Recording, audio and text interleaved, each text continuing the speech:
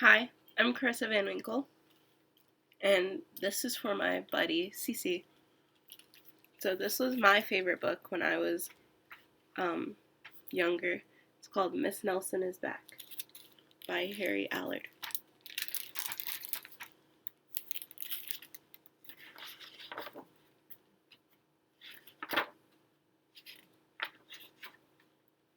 For Miss Audrey Bruce.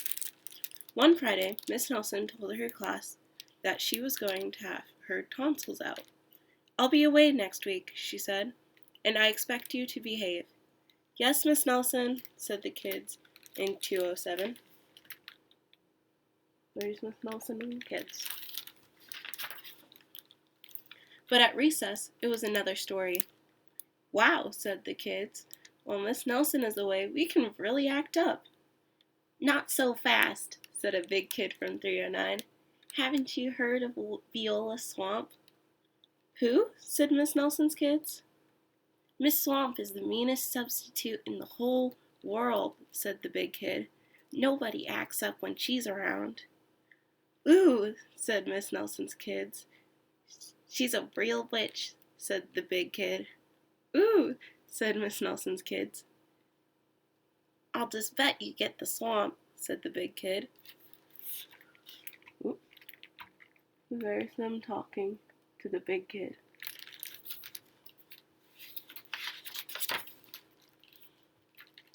On Monday morning, Miss Nelson's kids were all in their seats. They were very nervous. Some of them had not slept well all weekend. "If we get the swamp, I'll just die," said one of the kids. They heard footsteps in the hall. Slowly, the knob turned, and the door opened. Here are they.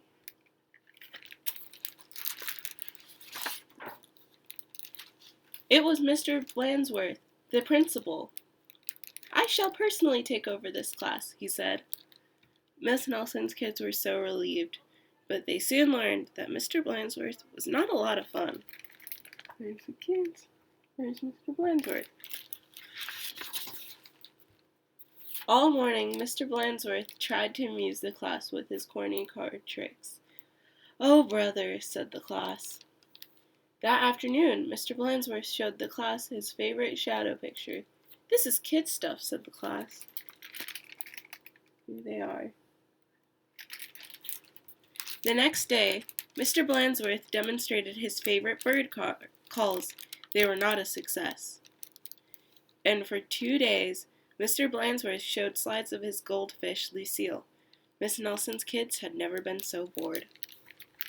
There they go. And there's the goldfish. While dusting erasers in the schoolyard, 3 of the ringleaders of 207 discussed the situation. "Something will have to be done," they said.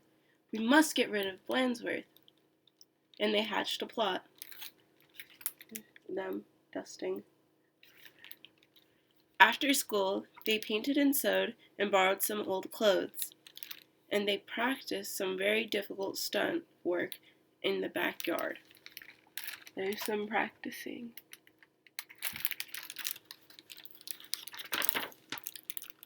The next day, they weren't in class. "That's too bad," said Mr. Blansworth. "They'll miss all the excitement."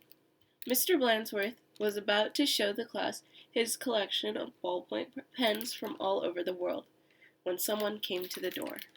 There he is. Slowly, the knob turned, and then the door opened. "Oh, look," said the class. "Miss Nelson is back." A tall and lumpy Miss Nelson tottered into the room. Mr. Blansworth was surprised. "You're back sooner than we expected," he said. The tall and lumpy Miss Nelson didn't speak. Said the kids. "Her throat must still be sore." "Are you sure you're well enough?" said Mr. Blansworth. "She's sure," said the kids. Well, in that case," said the principal, "I'll be getting back to the office. Nice to have you back, Miss Nelson." And he left the room. There they are. Hot dog! Cried the class. We got rid of Blansworth. Now we can do just as we please. And at the stroke of 10, the kids from 207 left the building. No one stopped them. There they are, leaving the building. They went straight to the movies, where they saw The Monster That Ate Chicago. Twice. This is really living, they said. Afterwards, they went to Lulu's, where they stuffed themselves silly, but soon they made a serious mistake. There they are. Heading back to school, they passed Miss Nelson's house. Miss Nelson couldn't believe her eyes. "Those are my kids," she said in a scratchy voice. "What are they doing out of school? And who is that with them?" Miss Nelson telephoned Mr. Blansworth to see what was going on. "You're not Miss Nelson," said Blansworth. "Miss Nelson is back." And he hung up. "Can't fool me," he said. Said Miss Nelson. "Something will have to be done." And she went to her closet. There's them passing Miss Nelson's house.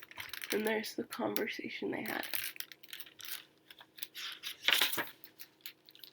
Back in 207, Miss Nelson's kids were spending an agreeable afternoon. They were very pleased with themselves. "We should do this more often," they said. They did not notice the figure out in the hall. Slowly, the knob turned, and the door opened.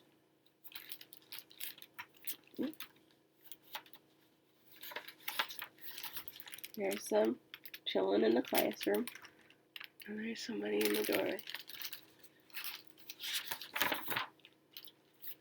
"My name is Viola Swamp," said the lady in a scratchy voice.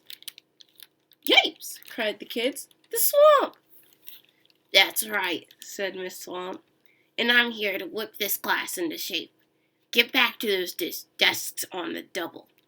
The class did as it was told.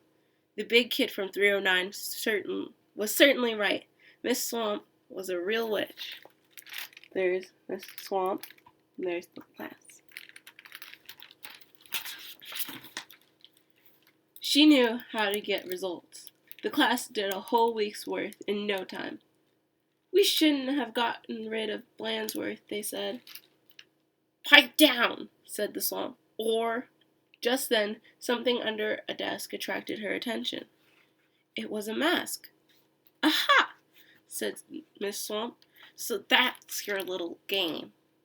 And she tried on the mask just as Mr. Blansworth stepped into the room. "Miss Nelson," said Blansworth, "I'm of the opinion that someone has been impersonating you." "Uh-oh," whispered the class. "You don't... Oh, wait, I don't know." "You don't say," said Miss Swamp. "Probably just some kids acting up. I'm sure it won't happen again." Mr. Blansworth left. "And it won't, will it?" said Miss Swamp to the class. "Because the swamp will be watching." A minute later, Miss Nelson appeared. "I'm back," she said. Oh.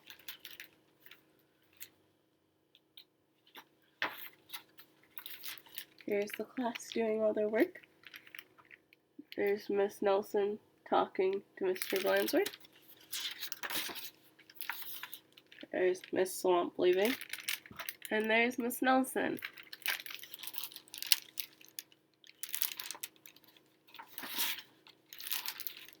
"Hot dog!" cried the kids. "Are we glad to see you?" "Didn't you have fun with Mr. Blansworth?" asked Miss Nelson. Said the kids. They decided not to mention Miss Viola Swamp, but they wondered why Miss Nelson hadn't seen her in the halls. There they are. The end. Sorry if my voices weren't consistent. I tried my best. Bye.